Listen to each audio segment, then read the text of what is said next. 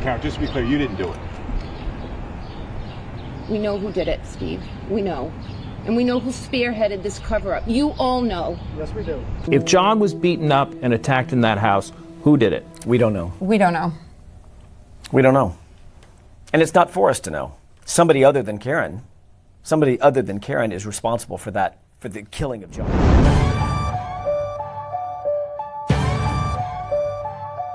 Yeah.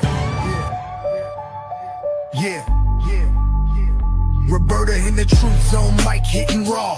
Spotlight shining, she exposing the flaw. Debunking the myth, breaking their facade. This is Glass City, respect the squad. On these NYC blocks where the skyline flex big. Roberta Glass slicing lies with a truth rig. Innocence frosters, your stories unravel.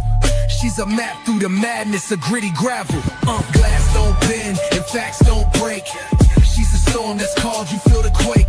Exposing tales stitched with crooked seams. Justice in the lens, shattered fake dreams. Screams about killers, painted heroes in disguise. She burning propaganda with fire in her eyes. No glamour for the guilty, she call it straight. She backs victims, the voice stay awake. Stats and receipts, no spin, no clutter. Cold cases whisper, she cuts through the mutter. Truth's her tempo, don't confuse the beat. She's standing for the real while you taking a seat. True crime's a block, facts the artillery. Spinning those lies, yo, she checks that misery. Tabloid tales get smashed, no time to play. She's glass hard, break the false and save the day.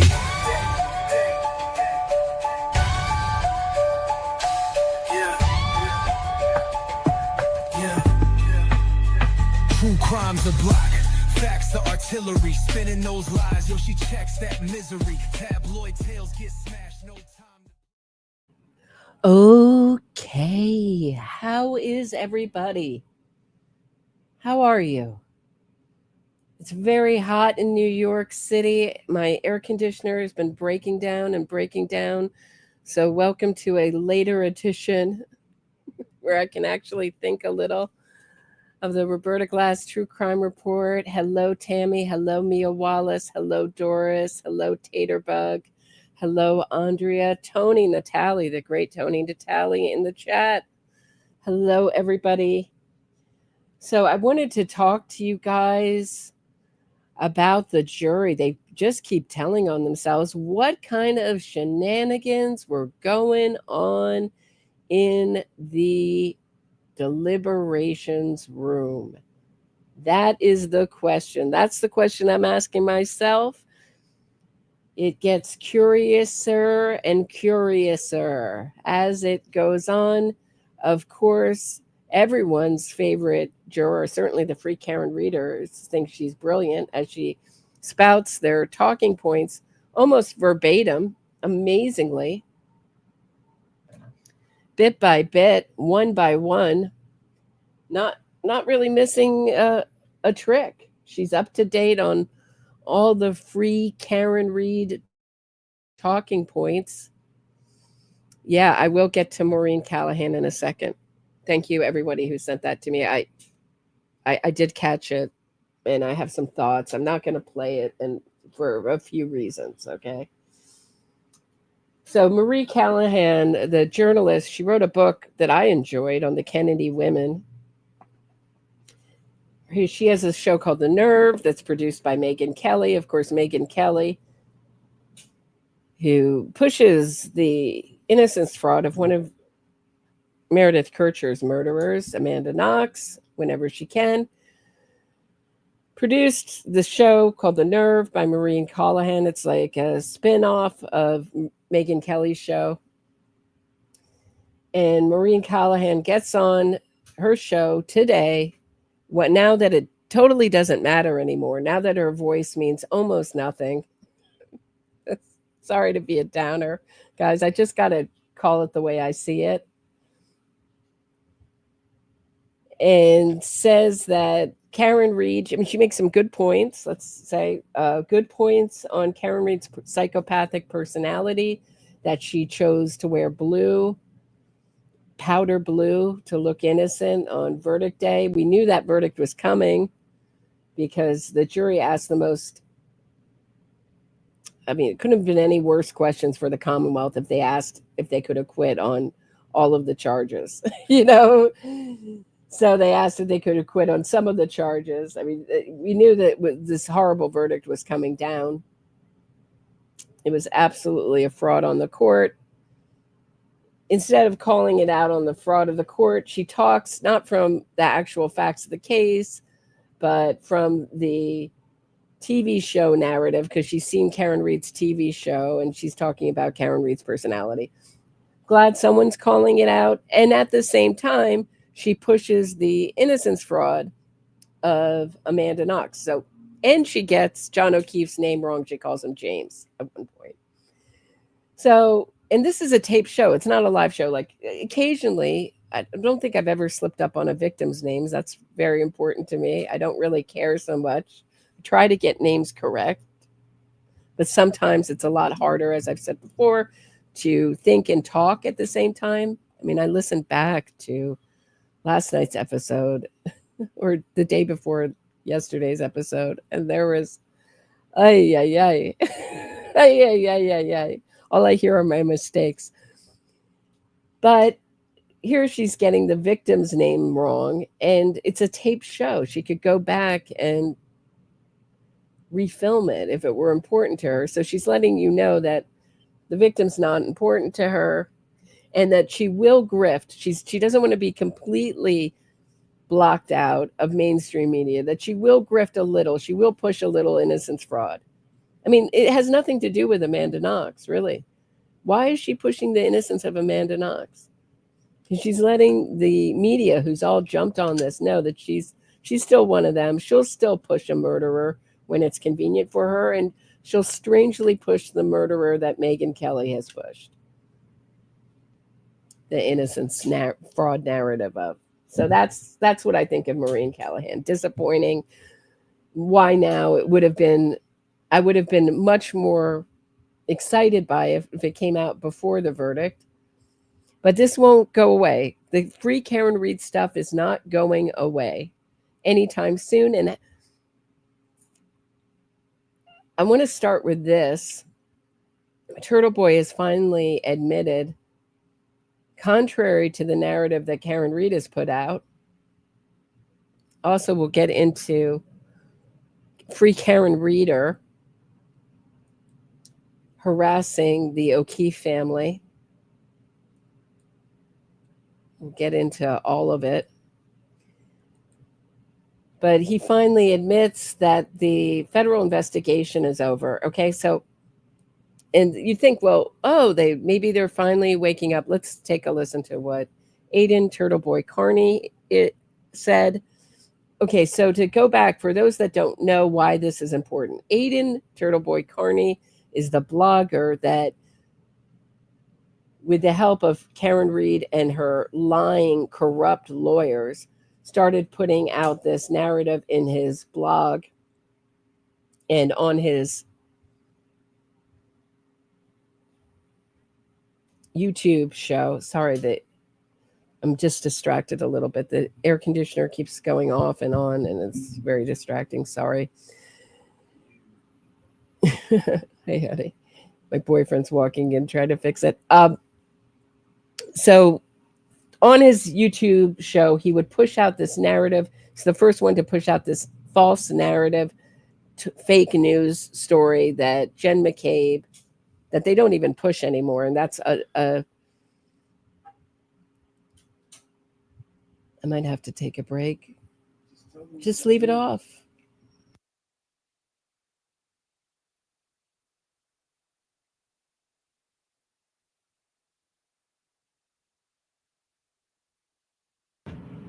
All right, I think it's fixed now, or whatever.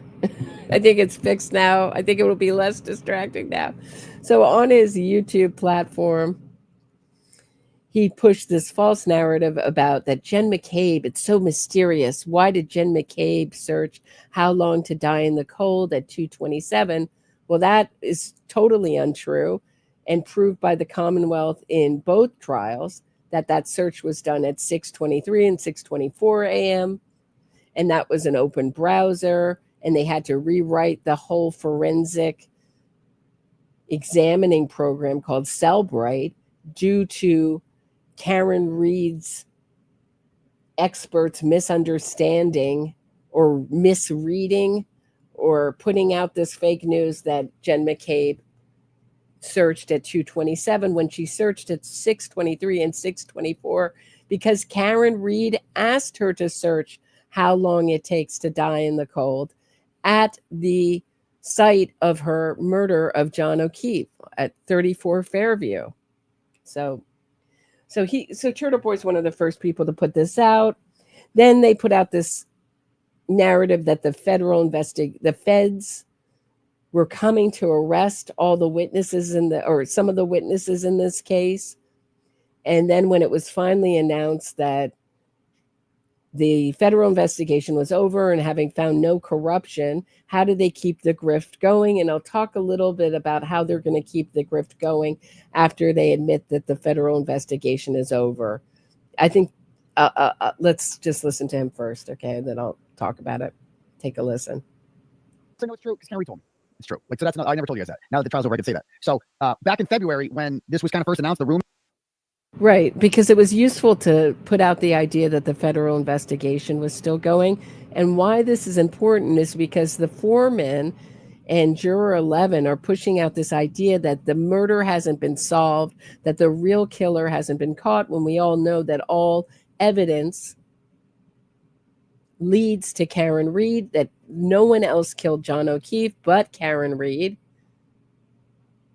The Commonwealth more than proved it in case 1 and case 2, but they're going to keep putting out this idea that maybe the feds are really coming, that this needs to be investigated.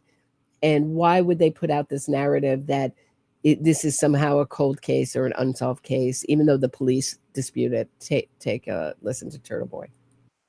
I contacted her about it. And I'm like, is this true? And she's like, I don't know. She goes, it was the first time she was hearing about it. And so she's like, I don't know. And so she starts contacting Ellen and David and whatever, and they don't know, and blah, blah, blah, blah, blah. And then they contacted Adam Deitch, whatever, from the U.S. Attorney's Office. He confirmed it to them. So an actual, the lead investor, he was kind of like the second in charge of the investigation after. So as Karen Reed was saying, she doesn't believe it and that the Commonwealth is lying when Hank Brennan announced this. And that they were still secretly, before the second trial, Karen Reed was asked about this. She had been told personally that it was over, but she was still fishing it out like it was still going on. Josh Levy, and he himself confirmed to Alan Jackson and them that it was over. And that was a very sad day. Like, that was a sad day. Like, that, because it's like we were both counting on that. Like, we were both counting on that. They were counting on it to go on forever. They knew that they weren't going to find anything. They both know that Karen Reed is guilty. Karen Reed has not. I saw this floated out, this ridiculous idea that Karen Reed somehow has convinced herself she didn't do it. No, Karen Reed knows she's guilty. She just loves parading around, treated like Princess Diana by the press, by the public, that she didn't do it, that she somehow was wrongfully accused and boo-hoo, acting like the real victim, taking the victim moniker and saying on the courthouse steps that only she was looking for justice for John O'Keefe. Justice for John O'Keefe, at minimum. First of all, you're never going to get real justice for John O'Keefe. I mean, the death penalty was never an issue if you believe in an eye for an eye in this case. John O'Keefe is gone. His family has been sentenced to a life sentence of grief. His niece and nephew, who he raised, have been traumatized for life by Karen Reed and her actions, by reversing 24 miles an hour in reverse with her foot 75% or 74.5% on the gas pedal, and then leaving him to die alone in a blizzard. They're never getting over it. So here's the end of this. Counting on it. Like, it was just kind of the moment that she realized that, like, shit, I'm on my own, huh? 100% on my own. There's no, I know it's true. She's on her own. Her and the press. She only has the media, a huge team, a legal team. That's called on her own. Turtle Boy, the duped public, So I would put that at a small percentage of her followers, the dupe public, and then the real dark, disturbed personalities that just want to see a criminal get over on the system, that know she did it. Yeah, she's on her own. On her own. All right, let me get to a few super chats. Hey, Dean Walker, it's nice to see you. Hey, Wesley loves Octoberfest. I'm a proud Roberta supporter. Hit the like. Yeah, please hit the like on the way in. Not the best self-promoter, as you know. Thank you. Myrna's. Roberta's the best. Thank you. Appreciate that. Appreciate your support. Okay. Let's get into it. So what do we know? I want to update some things. Thanks to a listener who sent this to me. I didn't know if you wanted me to publicly say your name, but we know that juror number 11. Does everybody remember juror number 11? Let me share Innocence Fraud Watch's excellent blog just to refresh you on who juror 11, the woman of many faces and aliases. Does everybody remember this woman?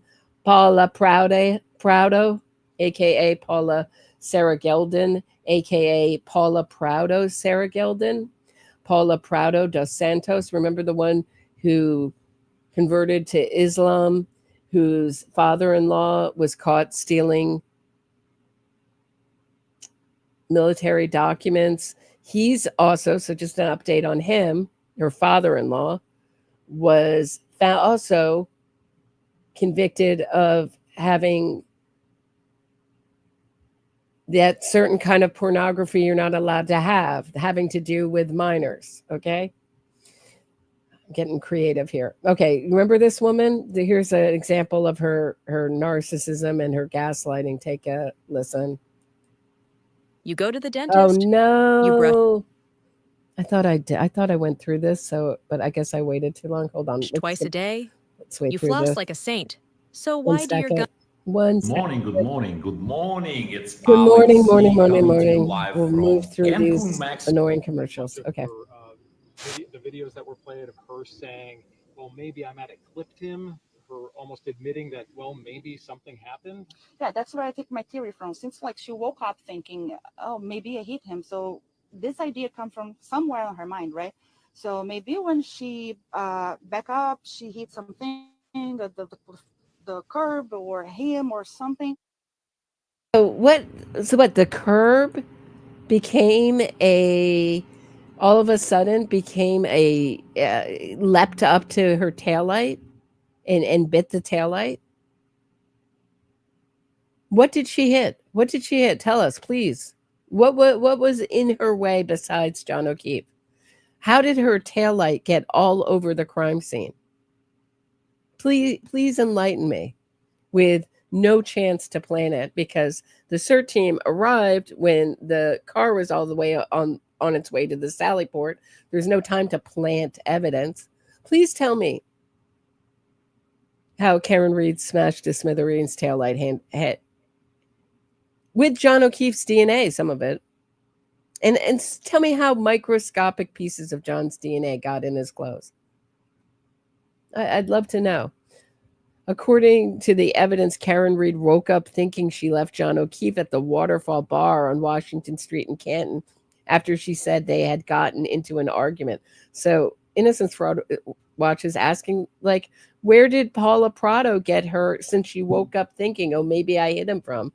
Also, according to the evidence, at sometime between 5:08 and 5:16, Karen Reed told witness Carrie Roberts she thought John O'Keefe might have gotten hit by a plow.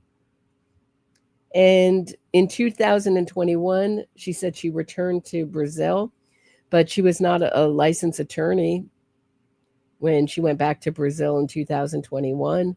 Was she ever a licensed attorney? Is it a mix-up? This is something that she hasn't straightened out on social media, though she's been all over it. On June 19th, she said she was a marketing specialist. She put an emoji under a tweet made by Aidan Carney. So He says, I found 3 jurors already. One is a teacher, one is a lawyer, and one is a nurse. Smart jury. Less than an hour later, she also posted the following on X in response to lazy and subjective commenter Sue O'Connell. Hi, Sue. Check your messages, please. She knew immediately all the pro Karen Reed sites to follow and followed them immediately after the verdict. How is that? How did she know so quickly who to follow? Isn't that odd? She says she's fluent also. She's got a law degree, she claims, and she's been an active member of the Brazilian bar. There's no record of that. She's fluent in English, that's for sure. And at times it's odd that she goes in and out of being super fluent in English and seeming to have trouble with the language, which I don't know. It's like she's moving in from one persona to the next. In another LinkedIn profile, she calls herself Paula Prado. She looks different in almost every picture. I mean, here she is again on her husband's website, looking odd.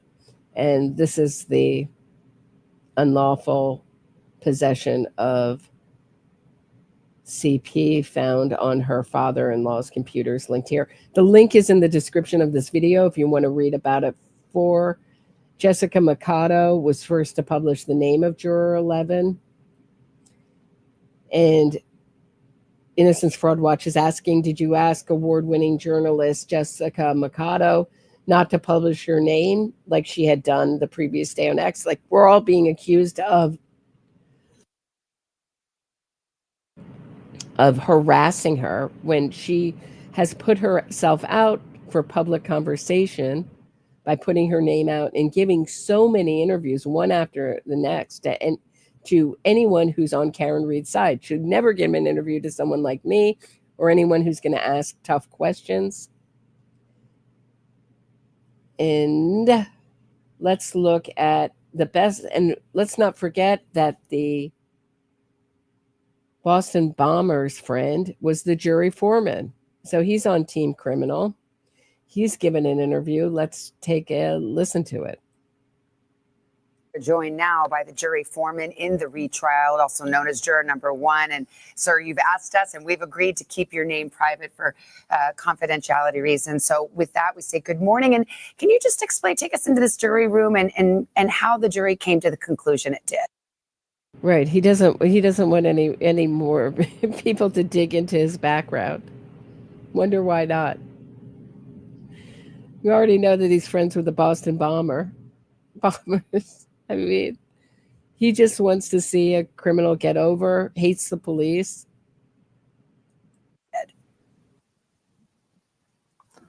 Collectively together, we looked at. So it was collectively together. How does that happen? Together. So to my ear, let's get a little further into it, and I'll tell you what I'm thinking. Hold on. Let's go on. At all the evidence that we was presented with, and we made our decision off of that. We didn't, at first, some had their own personal opinions on. So he's talking about the people who found they were guilty. They were a hindrance to this group. On what the case should be or whatever. And what the case should be. I think this is pretty telling. He's speaking about himself.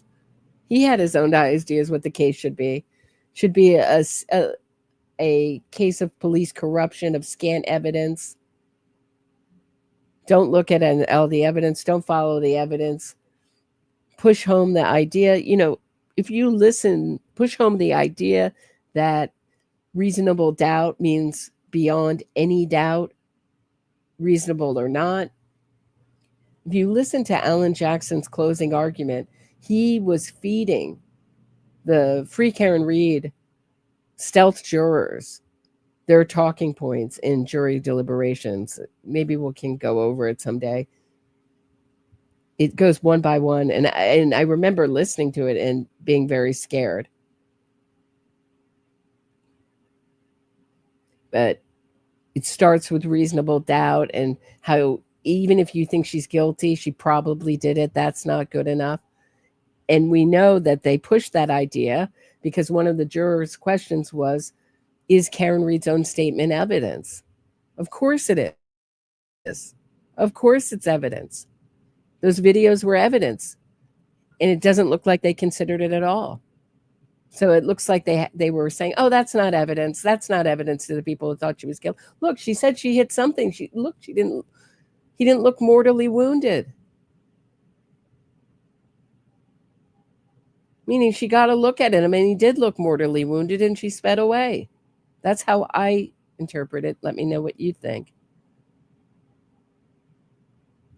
But then they had to come up with a different argument. I think Juror 11 was leading the charge along with the help of jury foreman to acquit on all charges. And they compromised on a tiny little charge of DUI, which she's on probation. She doesn't have to do a probation for a year for killing a guy. Why did Hank Brennan fold? Could have asked for 2 years in prison or jail. Why did he ask for the minimum?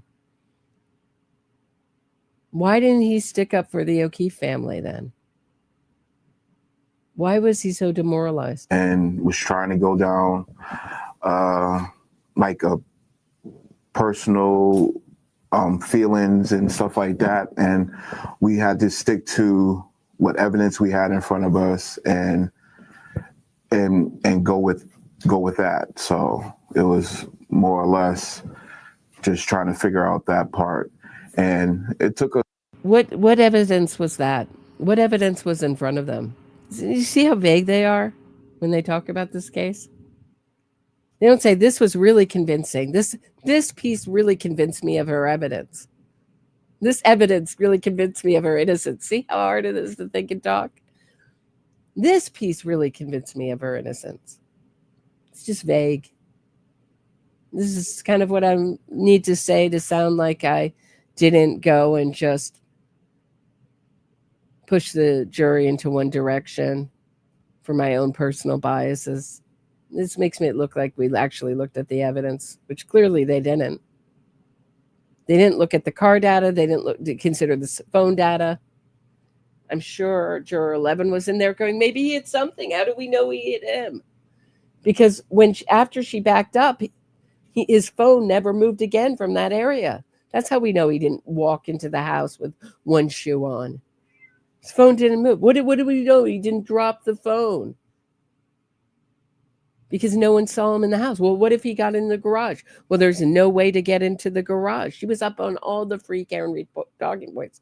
If you listen to Jennifer McCabe's testimony, there's no entrance into the home through the garage. But nobody on the media is going to want to talk about this. It was a couple of days to really get the gears going, but when we did, it was smooth trails after that. Sir, to that point, the evidence, was there a singular piece of evidence that seemed to move the majority of the jurors in the room, or were there multiple pieces? It just was. It was the whole case. It was the whole case. It was the fact that I could blame it on the police. Hold on, guys. I got to take a quick break. I'll be right back. Don't go anywhere. We're going to talk more about the jury foreman, the friend of the Boston Bombers, Mr. No Name, when we get back. Don't go. Don't go anywhere.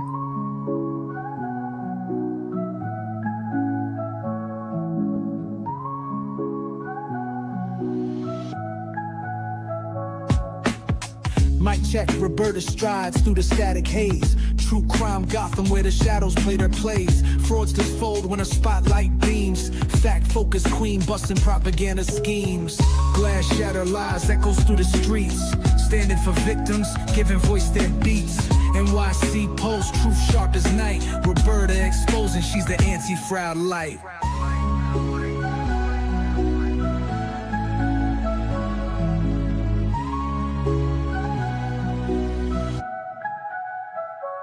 Hard cash warrior, dissecting state and defense. Twisted innocence, claims breaking pretense. Gotham's truth seeker cuts clean with the blade. Facts in the forefront, no justice gets swayed. Cold facts drip heavy, real talk unfurls. Cracking cases open like oysters with pearls. Innocence gimmicks crumble to dust in the wind. For victims, her creed, justice till the end.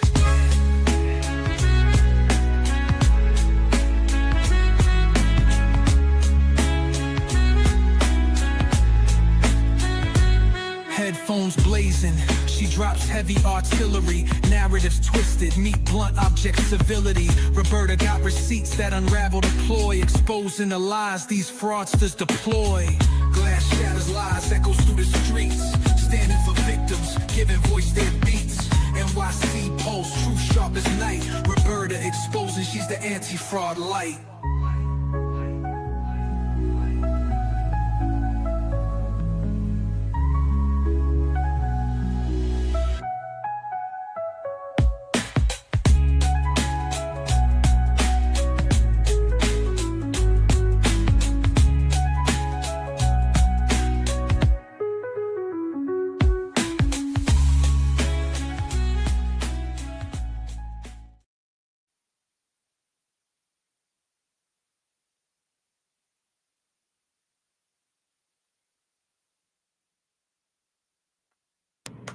Okay, we're back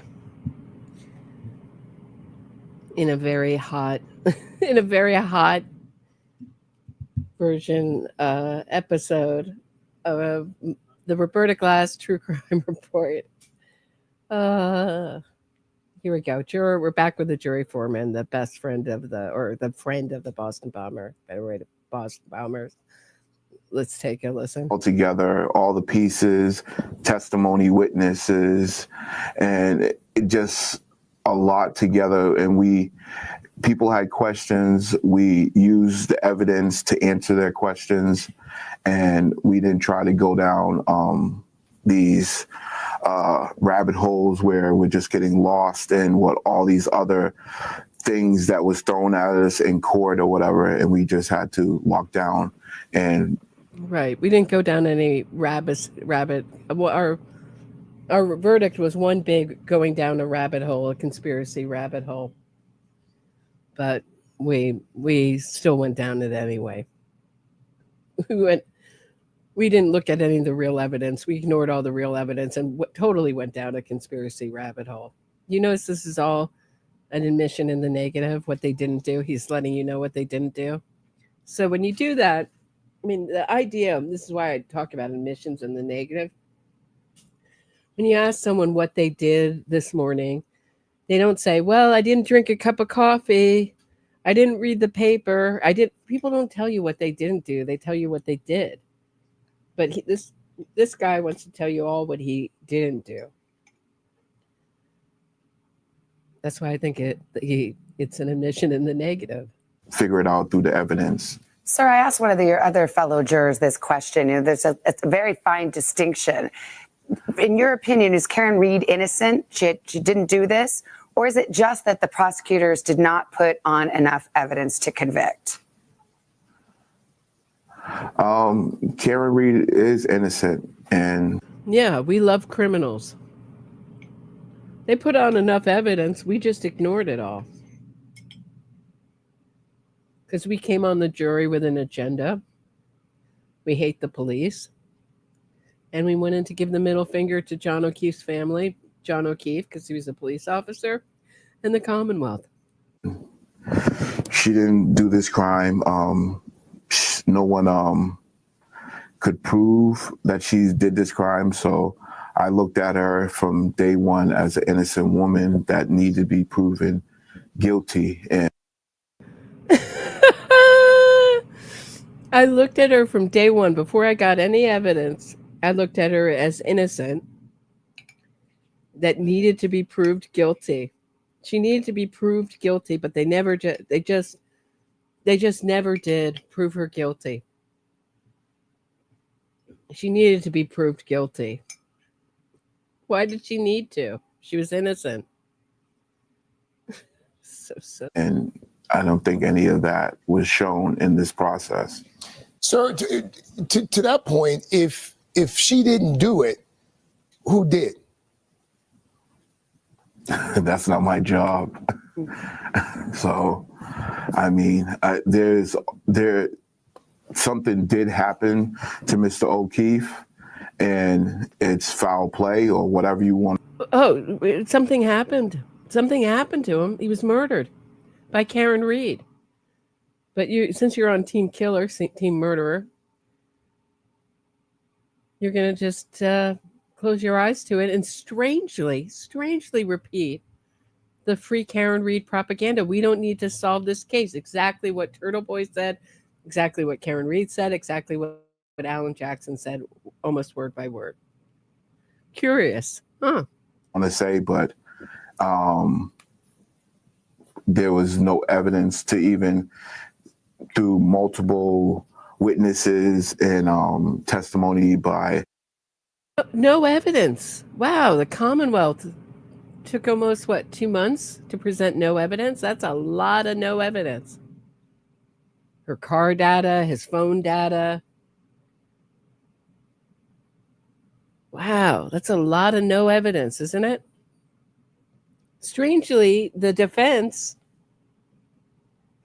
presented quite much shorter case, and that was so overwhelmingly convincing to you.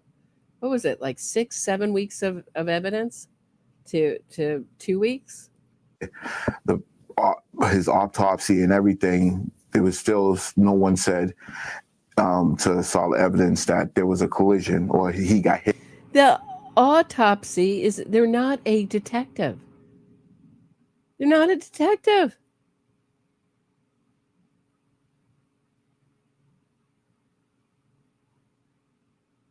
Yeah, he died when he hit his head from the car.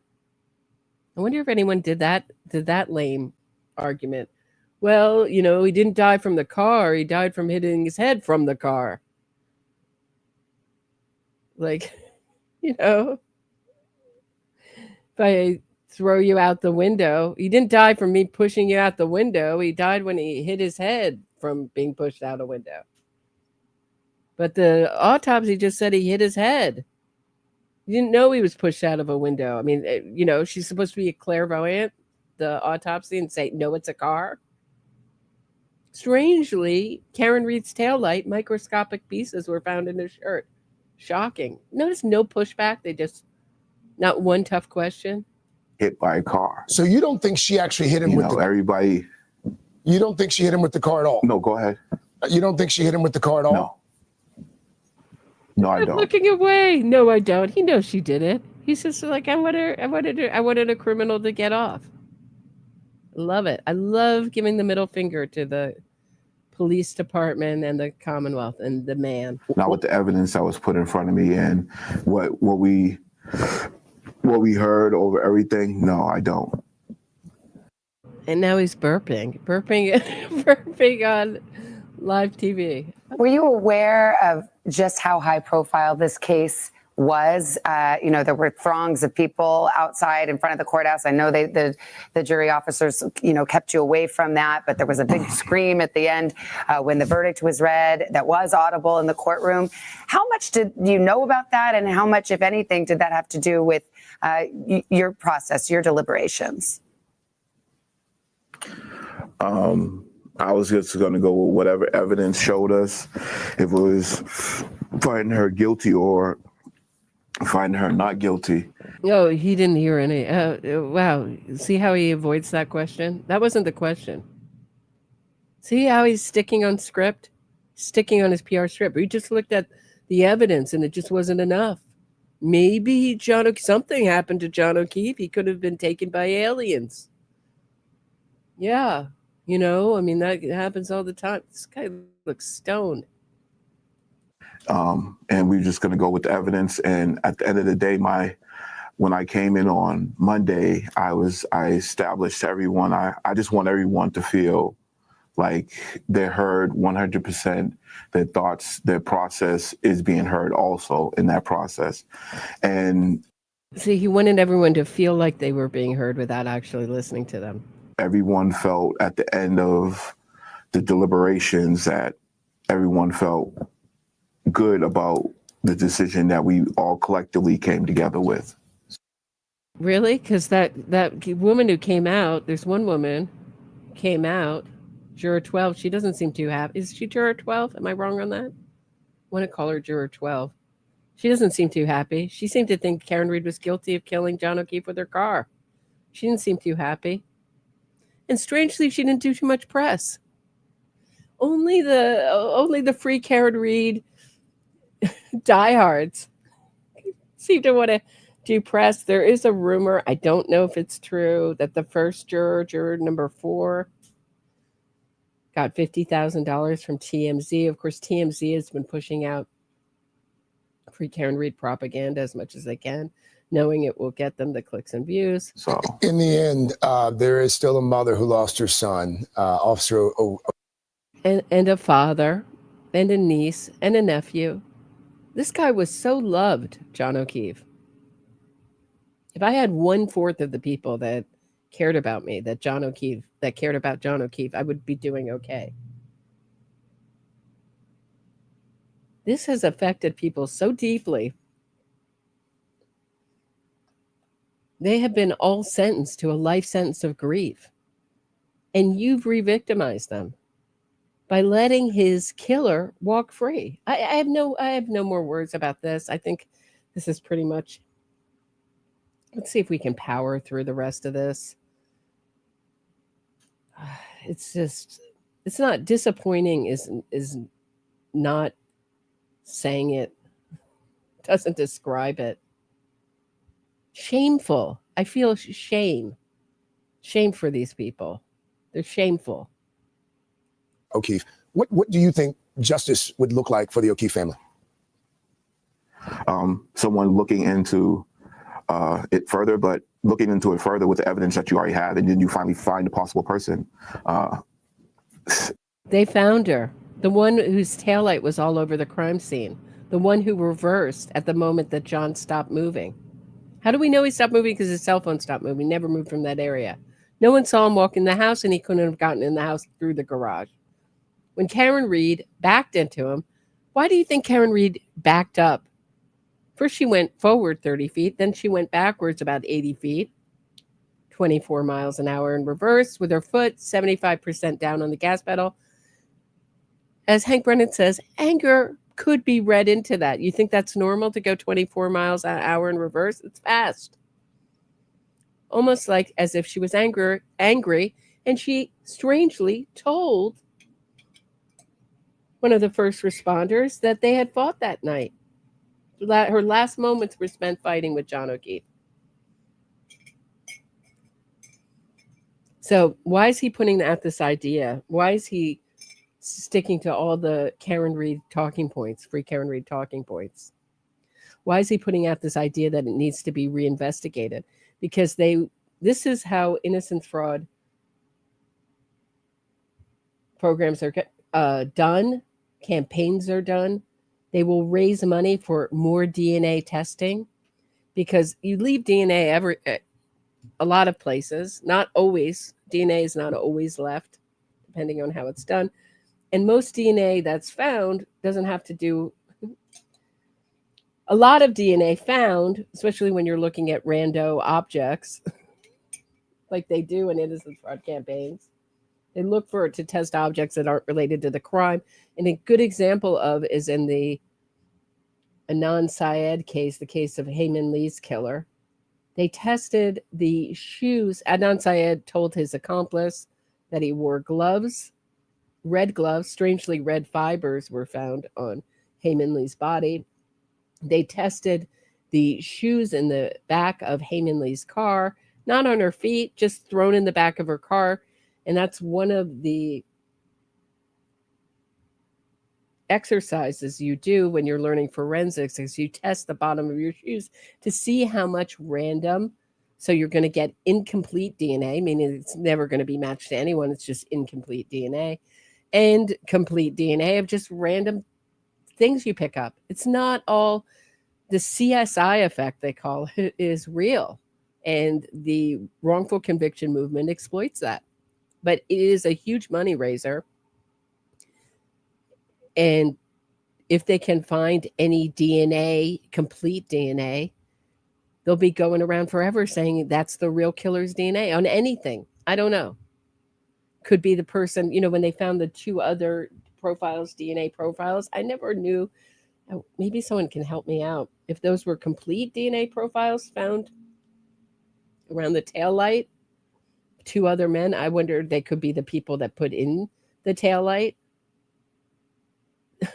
They could be a mechanic. They could be anything. Could be someone who brushed up against Karen Reed's car in the parking lot. It could be anything. But why we find it significant that John O'Keefe's DNA was on the taillight is because it combined with the totality of the evidence. It's not an anomaly. It's all consistent. There's going to be the same complications of all this other stipulations of the evidence and everything else to go along with it. So it's just hard. And to put a mother through that, and a father and a brother and the whole family through that again is it's a lot. Even me being there for 8 weeks. Right. He says, it's going to re-victimize the O'Keefe family, but I'm okay with it as long as the police are given the middle finger in the Commonwealth. That's what that's about. That's how I read it.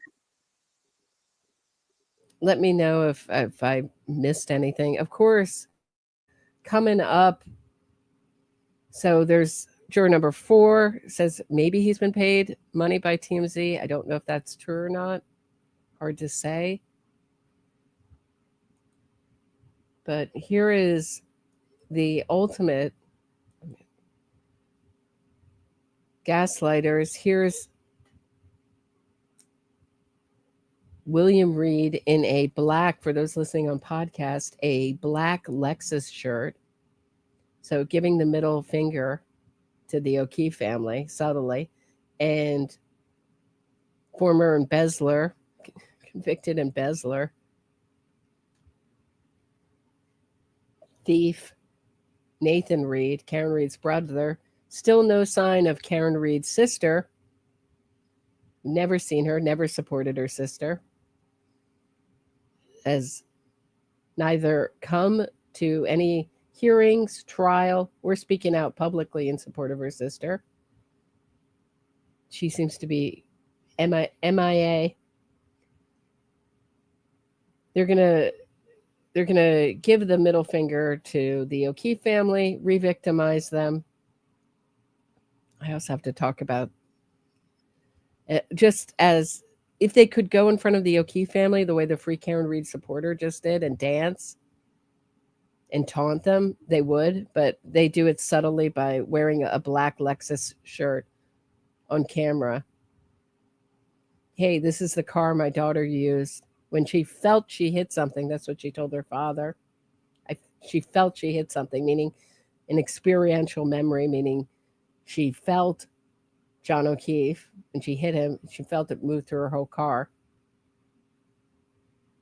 Well, I don't think it was an accident. One of the reasons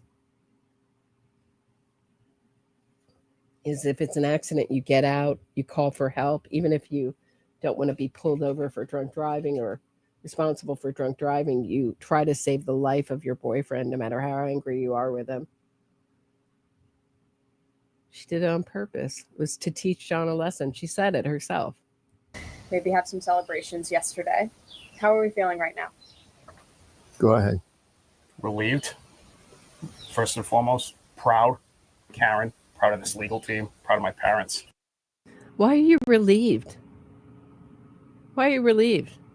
Why would you think that if your sister is innocent, that a jury would convict her?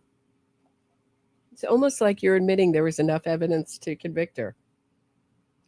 And why would you be proud of her legal team?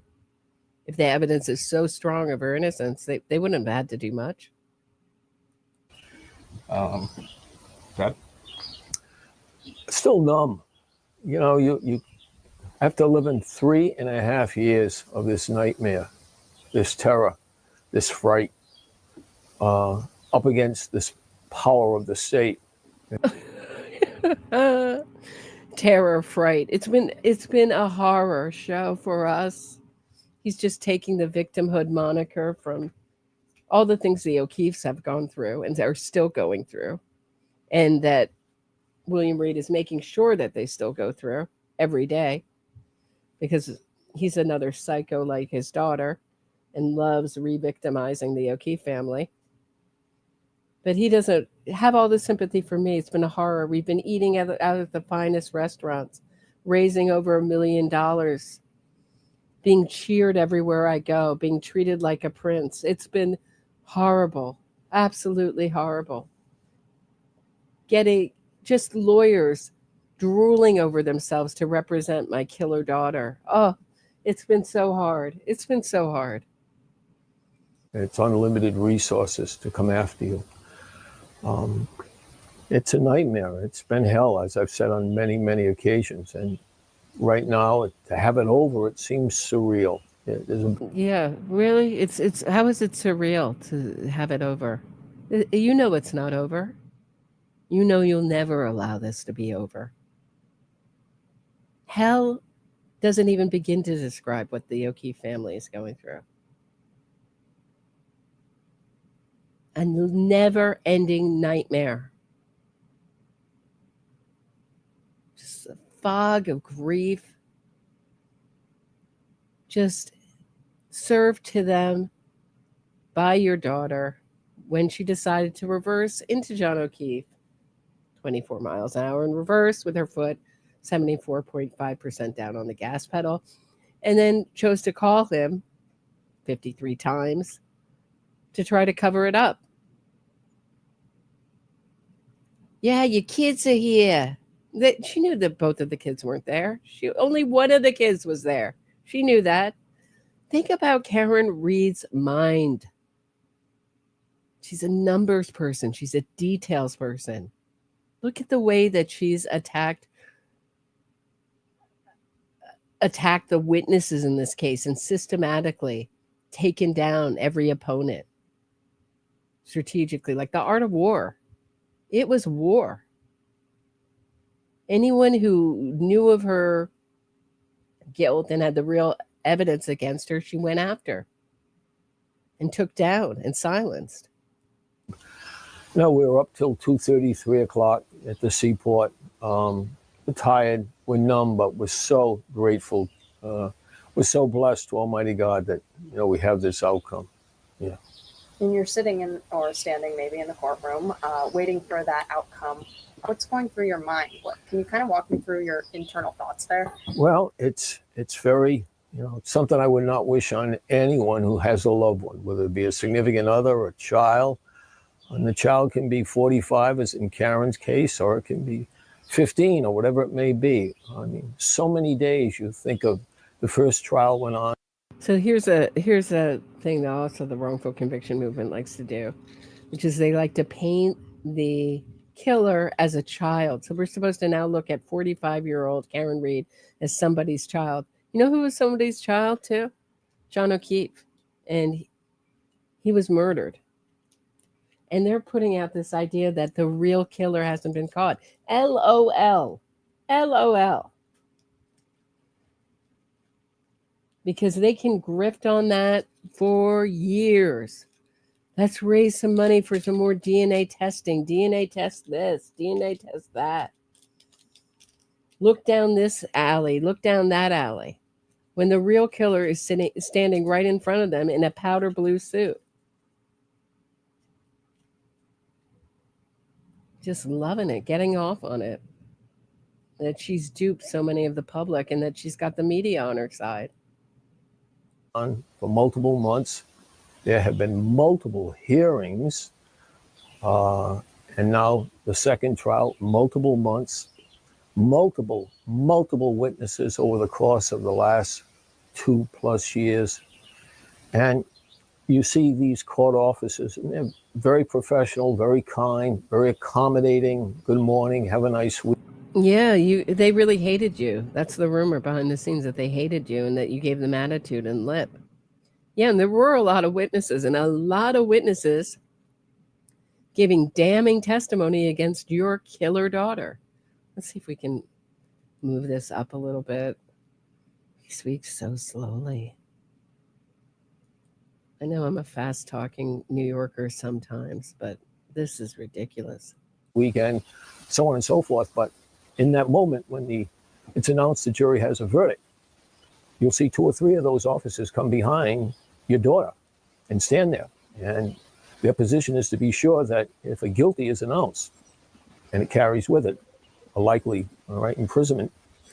Yeah, that would have been great. Too bad that didn't happen. Too bad they didn't cuff your criminal, psychopathic killer of a daughter. They're going to immediately cuff her.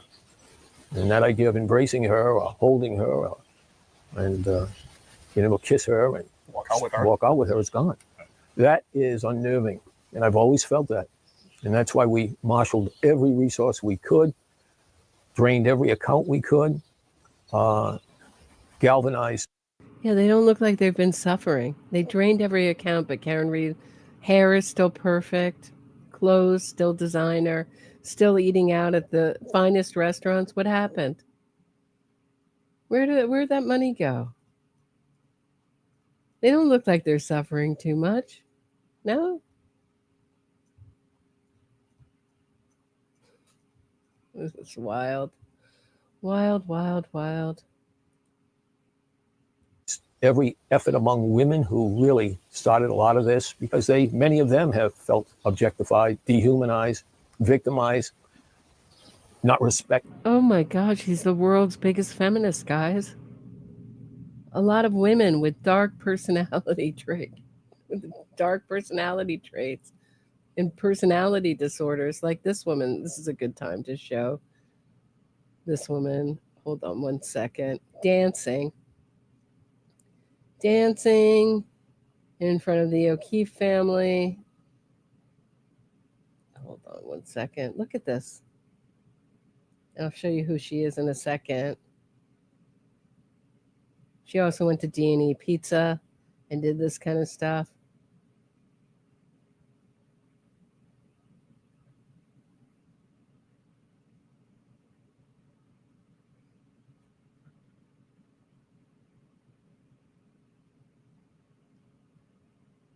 These are the kind of people, the kind of personality of the people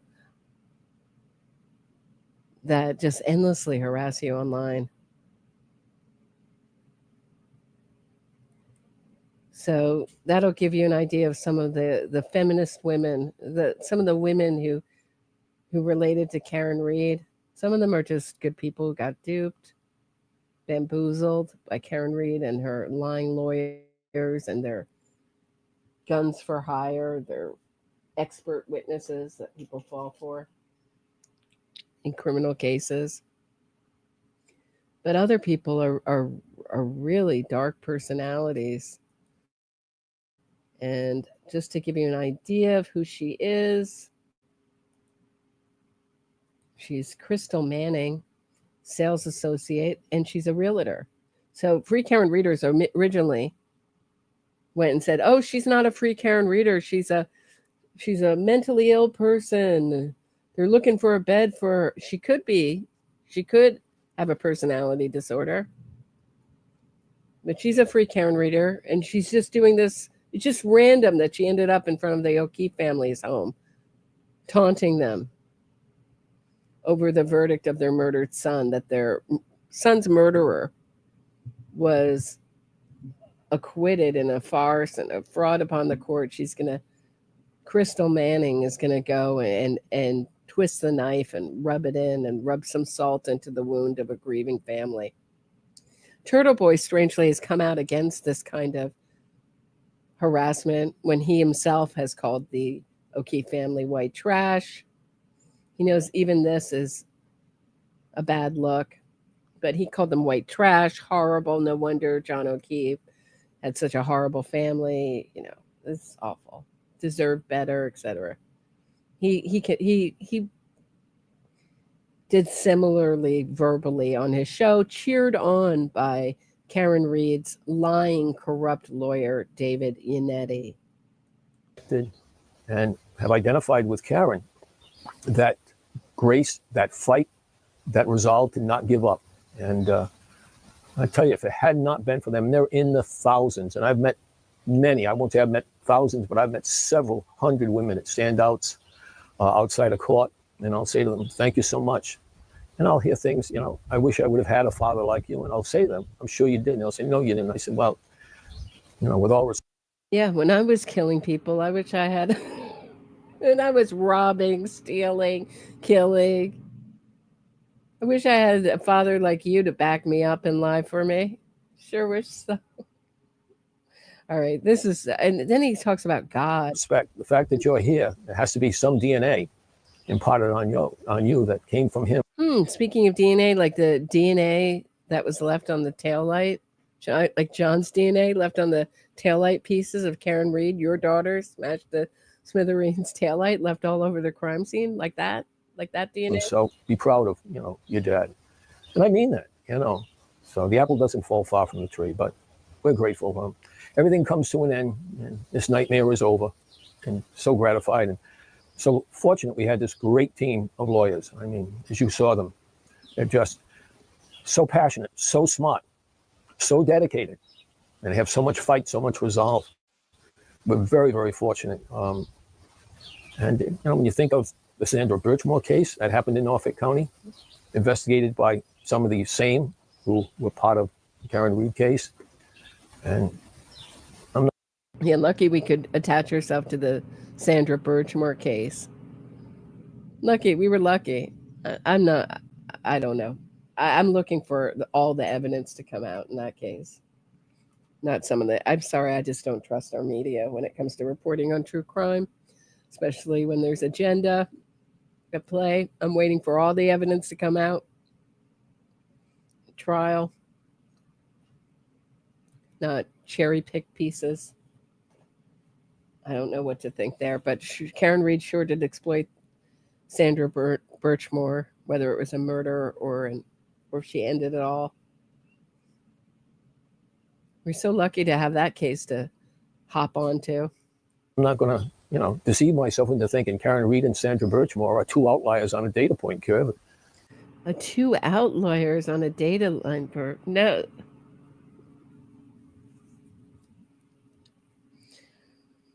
Yeah, he's saying my daughter was lucky that all these people were willing to lie for her and back her and put out innocence fraud narratives for her and fantasies with no real pushback. Everybody wanted the money. Everybody wanted the clicks and views that you got when you said Karen Reed might be innocent or is innocent. Sorry, might be. We know she's not, but that's the narrative that gets you a lot of clicks and a lot of views and a lot of traffic and growth. That there are not others who have been victimized, but maybe haven't been as lucky and as blessed as we have to have this movement and to have these attorneys so smart, so dedicated to fight for Karen's freedom.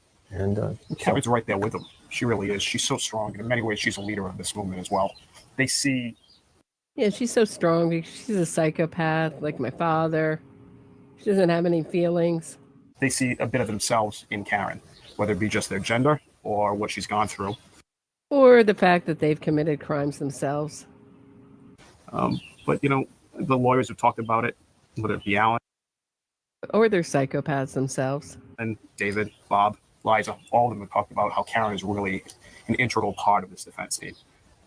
Or they're good people that just choose to ignore Karen Reed's dark triad personality disorders. And she was from the very beginning. Have you talked to Karen today? Oh, sure. You know, we were with her this morning, we were there last night in the Seaport, and we talked to her a couple of times today. How's she feeling? Elated. She's just waking up today from a nightmare. She was telling us when she went back after court yesterday, and after the verdicts and her freedom. And she went back to her hotel room where the entire defense team was staying and looked at her various attire, her suits that she wears. And she said, okay, the immediate thought was, what am I going to wear tomorrow? And it just hit her. Oh, there is no more tomorrow. So, you know. Really? She wasn't thinking? She wasn't thinking about when they're going to find the real killer? She wasn't angry. Strangely, she was thinking about what she's going to wear. This is not going on. Anyway, he talks about God. He starts talking about God and how good God is. And, oh, my law. So this is his new godly persona. He's really a good person with a murderer daughter and a thief for a son. Something. Also, I'm just going to show you one other thing. Second. Please hold. Oh, Hank Brennan has broken his silence with the weakest public statement. Kind of disappointing. I don't mean to be all negative, but these lawyers never really tell it like it is. They're always thinking about legally being sued. Listen, Karen Reed's not going to sue you. She doesn't want to go to civil court and have you go over the evidence again. I mean, but here's Julie Grant going over Hank Brennan's statement. Take a listen. We have some breaking news for you this morning. Special prosecutor Hank Brennan breaking his silence on Karen Reed's verdict.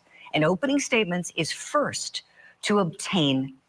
Why doesn't he call it out? Why doesn't he say the jury was compromised? Why doesn't he say this was a fraud? Brennan's statement. I know he doesn't want to look like a sore loser. I get it. But it reads, quote, I am disappointed in the verdict and the fact that we could not achieve justice for John O'Keefe. Disappointed. Devastated. And outraged by this fraud upon the court that Karen Reed and her lying, corrupt lawyers enacted. Keefe and his family. By poisoning the jury pool at least. Whatever else shenanigans they were up to. Who knows? District Attorney Michael Morrissey appointed me, giving me full discretion to independently assess the case and follow the evidence no matter where it led. After an independent and thorough review of all the evidence, I concluded that the evidence led to one person and only one person. Neither the closed federal investigation nor my independent review led me to identify any other possible suspect or person responsible for the death of John O'Keefe. Besides who? Who's that? Who's the one person all the evidence points to? I'm just curious that all the evidence points to one person. Who is that? He doesn't say. The campaign of intimidation and abuse that has been waged, funded, and promoted in public and on. Almost like he's saying an innocence fraud campaign, but won't say it. Almost like that. Almost like, what kind of campaign was it, Hank? Just curious. Was it an innocence fraud campaign, pre-trial, waged? And there will be a lot more of them. He's not worried because he's going to be a defense attorney. He won't have to go up against them. On social media is the antithesis of justice. If this type of conduct becomes commonplace, it will threaten the integrity of our judicial system, affecting both victims and criminally accused. Well, it'll affect the criminally accused in a positive way. When is there going to be a pre-trial innocence fraud campaign for victims? That's never happened. Victims, family, never happened. Because the prosecution can't talk, and now the defense attorneys can.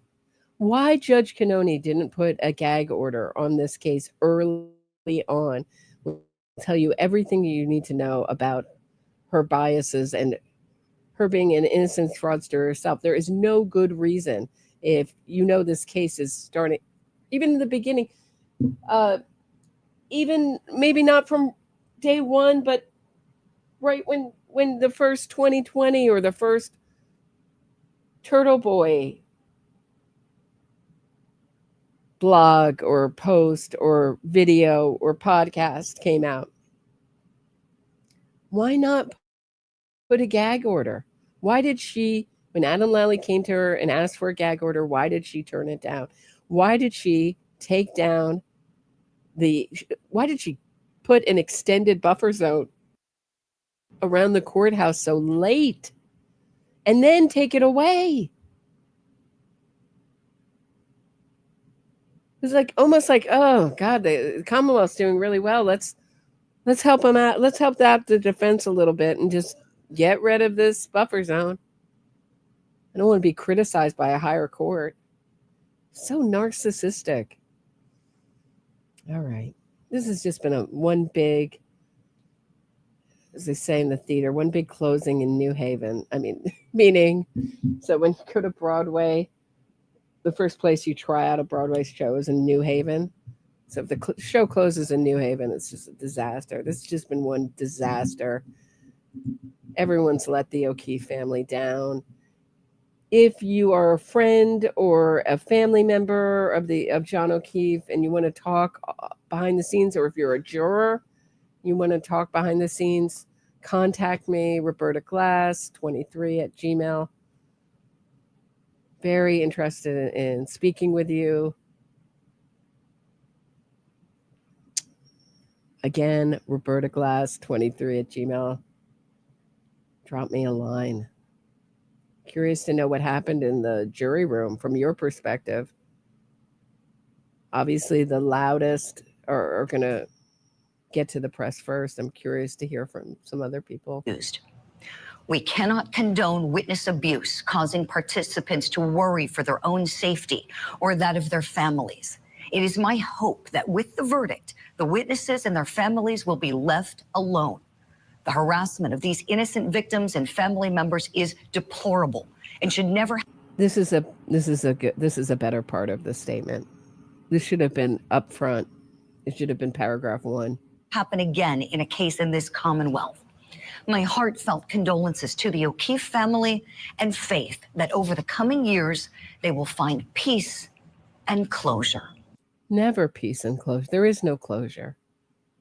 It's an open wound when your loved one is murdered. There's no closure. There's no closure for the O'Keefe family. Closure is what the Reed family gets. Key family, there's no closure. It's a life sentence of grief. It never goes away. And I hope that there is healing, but there is no closure. So I think the last half of that statement was a lot better than the first. When is someone going to call out this fraud, though? When is someone going to call out this fraud upon the court? It was a fraud upon the court.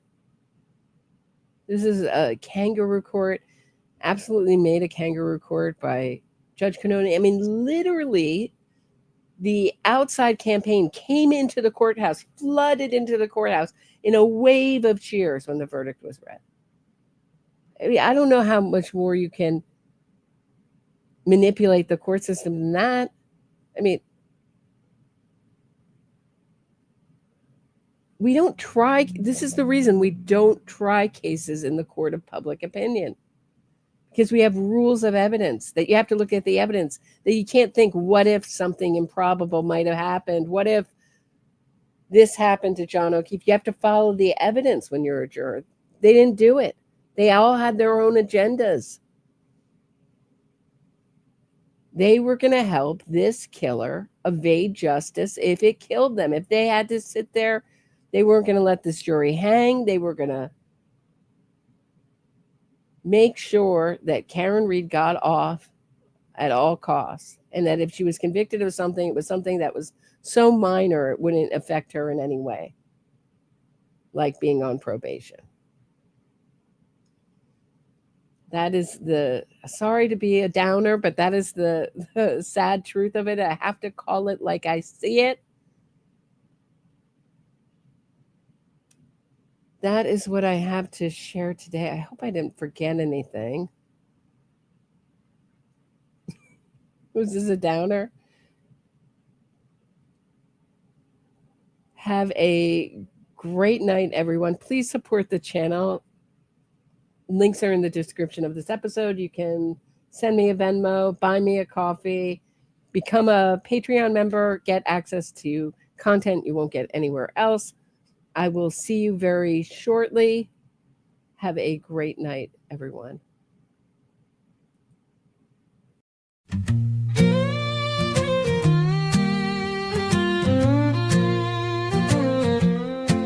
I hit my boyfriend with my car.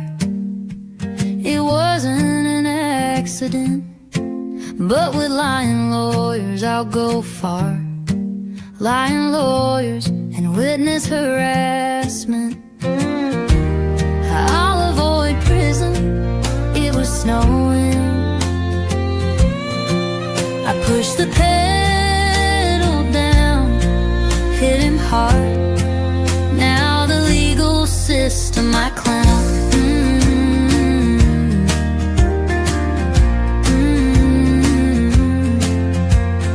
Innocence fraud campaign to save my skin.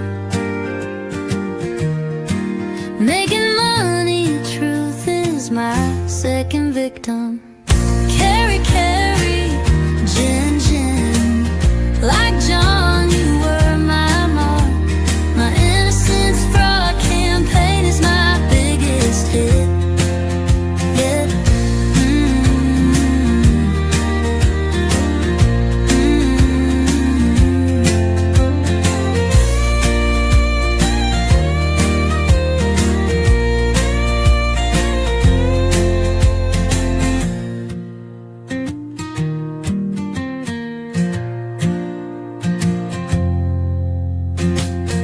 I hit my boyfriend with my car. It wasn't an accident, but with lying lawyers I'll go far. Lying lawyers and witness harassment. I'll avoid prison. It was snowing. I pushed the pedal down, hit him hard. Now the legal system I clown.